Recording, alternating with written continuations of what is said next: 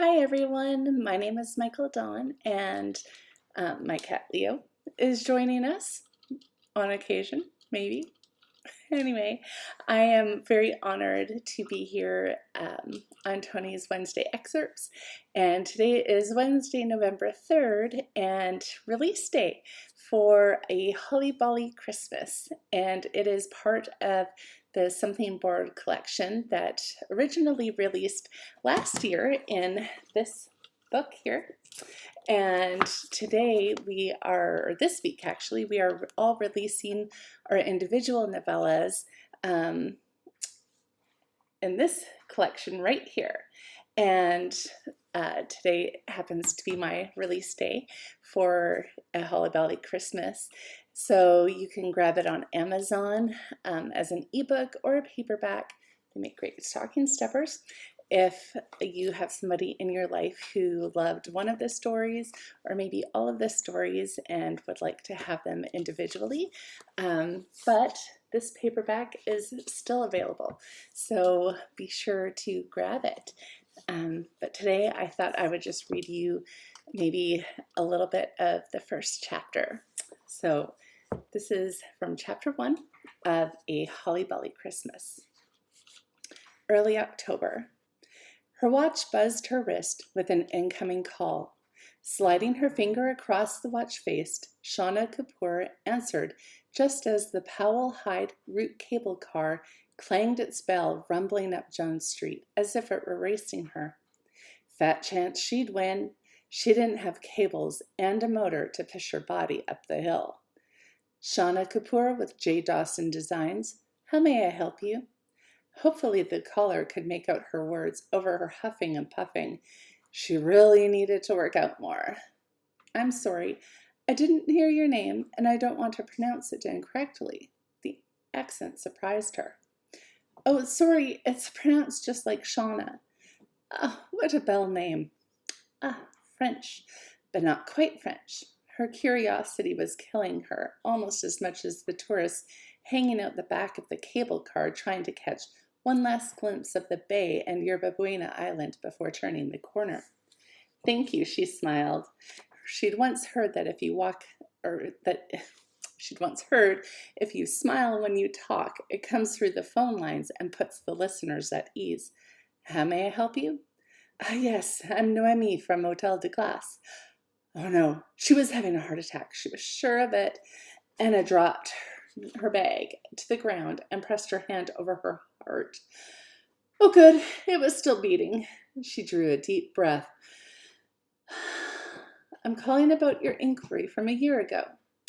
Talk about customer service.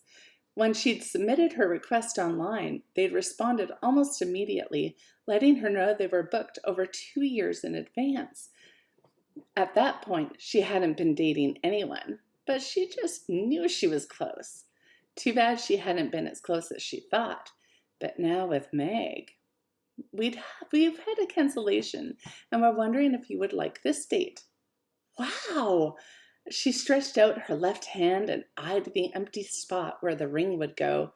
I'd be happy to accept, thank you. Surely he would propose soon, right? Oh, wouldn't you like to know the date first? Shauna waved a hand in front of her face. Semantics. Of course, she giggled. She and Meg had only been dating around 10 months, but she knew he was the right one. Her parents, on the other hand, she let that thought slide. They were just being dramatic. Par for the course when one had Bollywood stars for parents. And they were romantics at heart, constantly trying to set her up, no matter that Meg was in the picture. They probably couldn't imagine that she and Meg were as committed as they truly were, since they'd never been able to clear their filming schedules to fly out from Mumbai to meet him. Hopefully once they met Meg, they'd calm down. Great. Then I'll put your name down for December 23rd. We are so very happy for you and your fiancé. I will email you a confirmation along with a form to collect some other information. Thank you, Noemi. Wait, December 23rd of what year? Since they typically booked a year or two out, it had to be next year, right? So she had that long to get engaged and plan her wedding? and let McGuire know of the venue. She grimaced. Her beach-loving Scot really wasn't a fan of winter, but she had a year to talk him into it and get her parents to visit so they could meet him. Thank you, Shauna. Au revoir. Anna tapped her phone and ended the call. A text had come in while she was talking. Oh, her tribe. She loved her college friends. Hannity, Lydia, Kate, Ruth Ann, and Layla. Kate had been her roommate and her best friend. The other girls lived in the same house and were close friends too. She missed them all since they were spread out from coast to coast. As if to remind her where she lived, another trolley dinged its bell and rumbled by. She must have been standing outside her office building for a while. Thankfully, despite the time of year, it was still mild weather. October in San Francisco often hovered around 70 degrees. She could handle that. She hearted the selfie Hannity sent of her and Keenan and entered the building in front of her. Did the running shoes she wore to work squeak on the marble floor as she skipped through the doors? Maybe. Did she have a wide grin glued to her face? Most definitely. Did the two other people waiting for the lift look at her as if she were insane? Of course. Did she care? Not whatsoever. She only wished she had a hat she could twirl and throw in the air like that character Mary Richards in that old TV show. She had her dream wedding venue. I really hope you liked that scene from A Holly Bolly Christmas. Forgive my lack of accent on the French character, or Quebecois character, actually. I have a terrible French accent, even though I grew up in Canada and learned French from a very young age.